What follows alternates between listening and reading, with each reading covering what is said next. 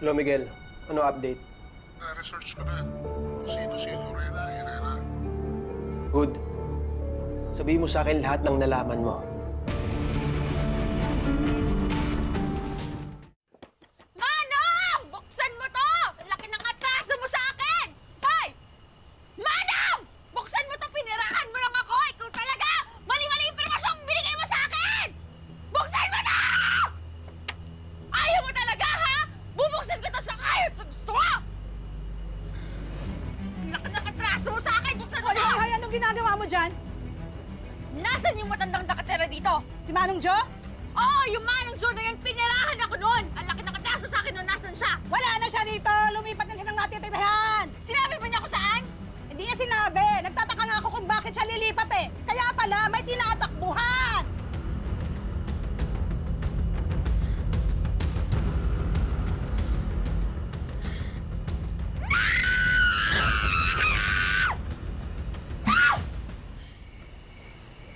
Check mo na ba si Manong?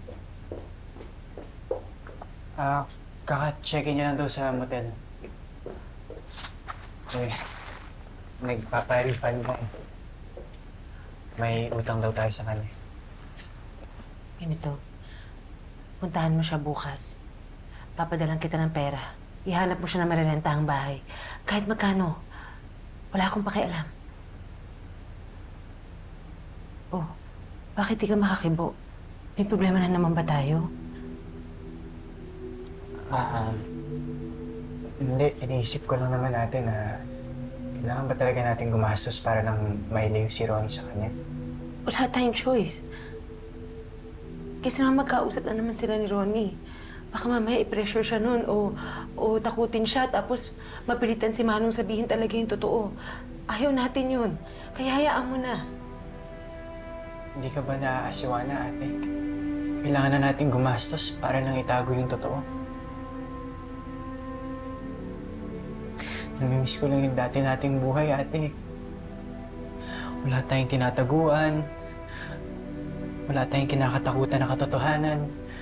Bakit pa tayo umabot sa ganito, ate? Nakakainis talaga! That poor, old, ugly, illiterate man just played me. Napahiya tuloy ako kina Lorena. Ikaw naman kasi, hindi ka muna nag-check. Malay ko bang pagtitripan ako ng matandang yun? Sa dami ba naman ng pangalan na iimbentuhin, no? Carol pa talaga? Why? What's with that name?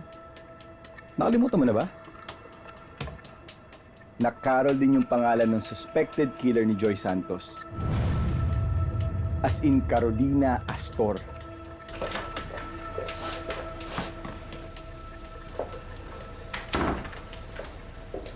Hiyang-hiya kaya ako sa sarili ko.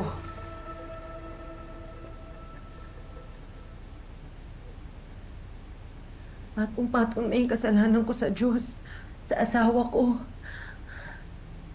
kay Amber, sa sarili kong anak, sa lahat ng tao na naniniwala na ako si Lorena Herrera.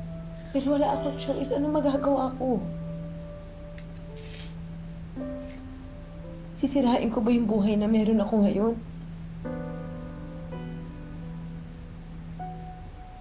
Kakayanin ko ba na malaman ni Wilfred ang sekreto ko? Ano bang gusto mong gawin ko? Gusto mo ba sumuko na lang ako sa mga pulis? Gusto mo ba aminin ko na sa kanila lahat ng mga kasalanan ko? Para lang matakasan ko na yung pagiging akusada ko. Ate, hindi. Sorry.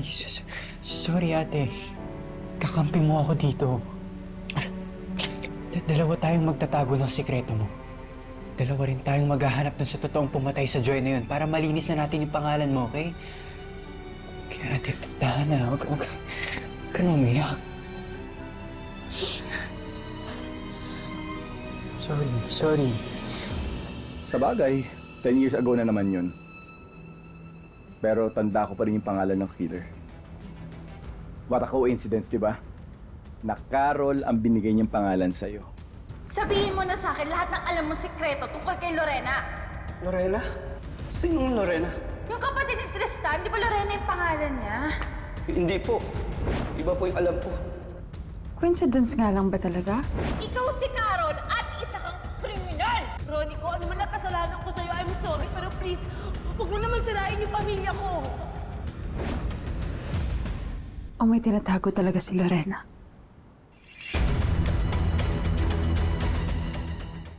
Lorena? Lorena? Lorena?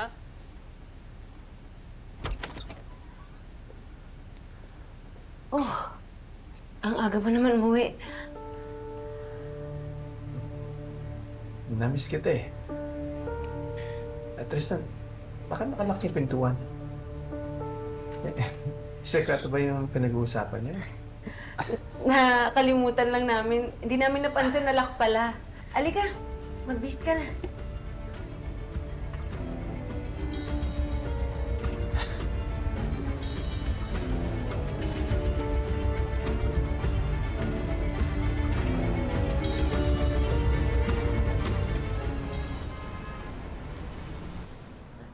Wilfred,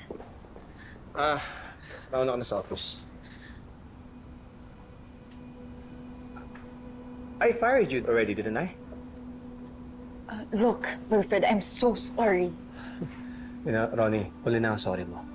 You have no business here kaya umalis ka na. Wait, Wilfred, please, please. Give me another chance.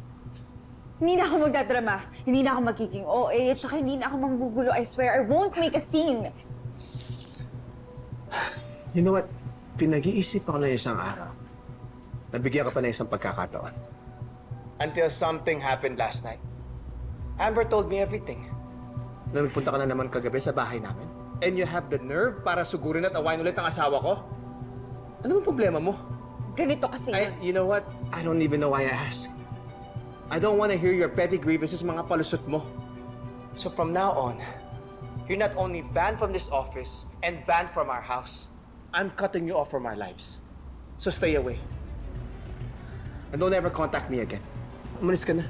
Magpatawag pa ako ng pulis.